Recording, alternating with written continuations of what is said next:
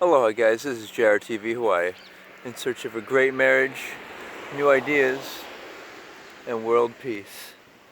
And I'd like to explain a different approach to caring for people. Sometimes it's helping them to meet their needs, desires, or wants, but for both people and animals, I'd like to make some points on a level of truth, of wanting the best for them, even if that means potentially disassociating. So, in being honest with people, it requires one to define clearly the roles and expectations that you're playing for one another. So, often I will tell people I don't want to be too personal with them. I want to be professional and fair because I don't want to tell them how to live or try to force my values upon them, or vice versa, they force theirs on me. Rather, I want to live in a state of equality and fairness and professionalism. And when it comes to if somebody actually shares enough common values and interests as I do, then connecting on the level of spiritual siblings, fellow brother or sister, instead of playing the role of father, son, uncle, nephew, grandfather, grandson. I think all these roles are unclear and they're really not honest, because if you're being honest about the best way you can serve one another, it's as siblings, equals, sharing what you have, not burdening one another with unrealistic expectations of one person should take care of their some person's emotional or financial needs. And there's this kind of vague expectation of what each other should do. Just like caring for people, I might say, well, because you don't believe in, because you're not, you don't value no premarital intimacy, I might, not stay. I wouldn't want to associate with them as a spiritual sibling. And this is because I want the best for them, and I believe the most efficient way for a good life is to seek no premarital intimacy and distractions from the right one, and actually have the patience and fortitude to stay focused on the right one, the person who has a mutual, mutually shared goals and values. And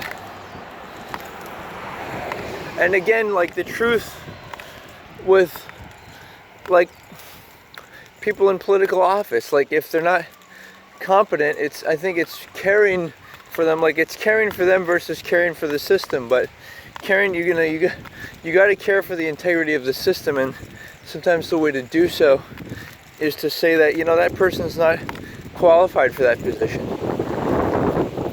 And the same goes with, like, for animals. A lot of people, I practice veganism and have a respect for animals, don't want to hurt them, don't want the negative karma of them being hurt and that being in my life, and also want to be healthy. Plant-based food is often what people's go-to once they have an illness or cancer. They go ahead and try to get healthier by eating real healthy food.